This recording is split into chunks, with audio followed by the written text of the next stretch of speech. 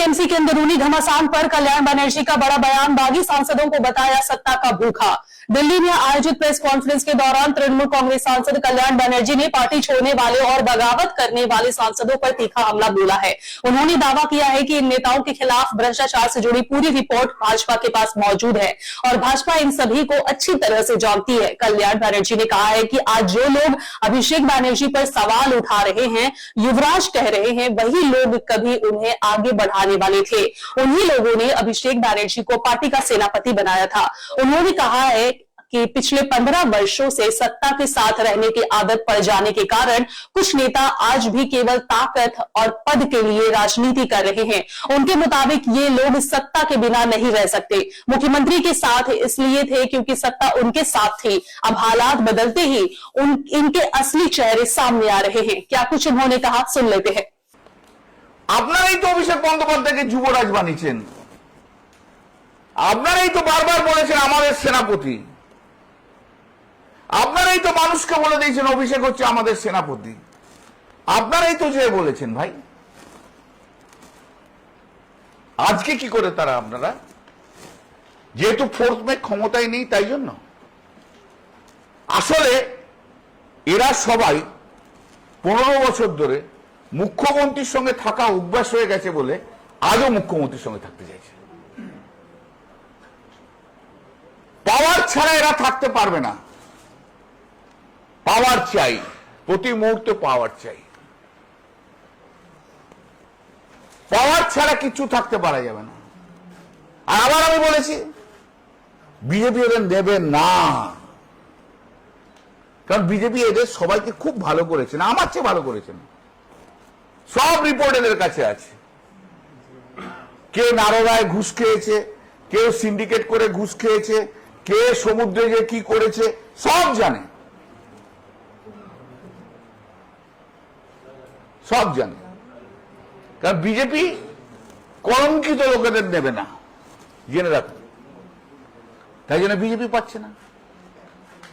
এখন যেটা শুনতে পাচ্ছি বলছে যে আমরা উন্নয়নের জন্য, আমরা কেন্দ্রীয় সরকার এবং রাজ্য সব উন্নয়নের জন্য আমরা একসঙ্গে কাজ করব।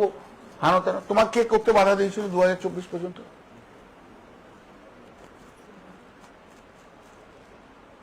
তোমরা যখন, এরা যখন স্পিচ দিয়েছে,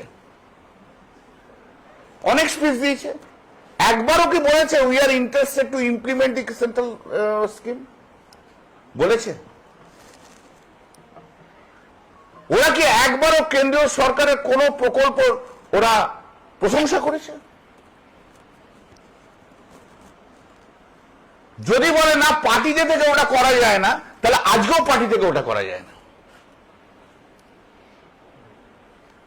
যদি বলে পার্টিতে থেকে এটা করা যায় না, তাহলে আজকেও করা যায় না। পার্টি ছেড়ে দিয়ে করো, রিজাইন করো, জিতে এসো, বিজেপির টিকিটে বা ওর টিকিটে করো না ভাই, যা ইচ্ছা আমাদের সম্বন্ধে বলো।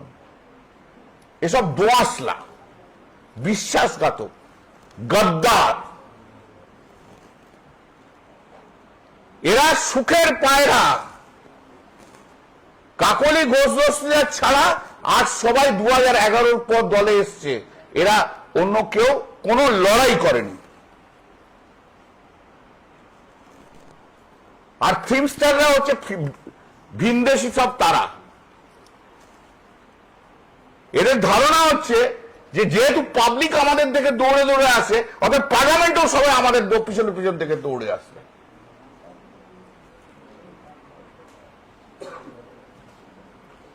কেষ্ট না থাকলে শতাব্দী রায় জিততে পারতো না 2009। লিখে নিন।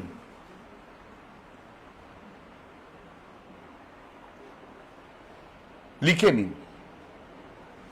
তো এই যে আজকে যত অভিযোগ, সমস্ত অভিযোগগুলো মিথ্যে কথা। শেল্টার চাই।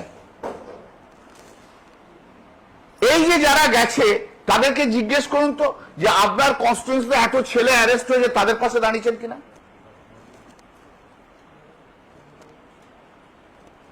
তাদের বেল নেওয়ার জন্য চেষ্টা করেছেন কিনা?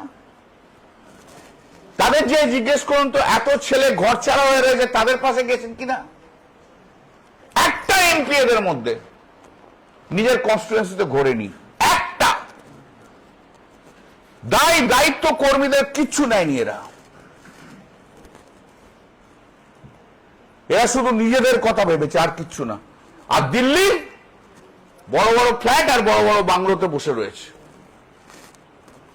এখান থেকে বড় বড় কথা বলে যাচ্ছে। এরা তৃণমূল কংগ্রেসের ওয়ার্কারদের সঙ্গে বিট্রে করেছে। আপনার অভিযোগ ফোর্থ মের আগে আছে, ঠিক আছে, ফোর্থ মের পর যে ওয়ার্কাররা যারা মার খাচ্ছে, কোনখানে শর্মিলা সরকার যে গেছে এটা আমাকে বলে দিন তো। অতএব এনারা যা বলছেন, যা করছেন, তা পার্টির বিরুদ্ধে, এবং এদের নেতা পাল্টে গেছে। এদের নেতার নাম নরেন্দ্র মোদী। যারা আলাদা করে ব্লক তৈরি করছেন তাদের নেতার নাম নরেন্দ্র মোদী। ভূপেন্দ্র যাদবের বাড়িতে যে শুভেন্দু অধিকারীর সঙ্গে বসে তারা প্রমাণ করে দিয়েছেন তারা হচ্ছেন বিজেপি, নরেন্দ্র মোদী ওদের নেতা হয়ে গেছে।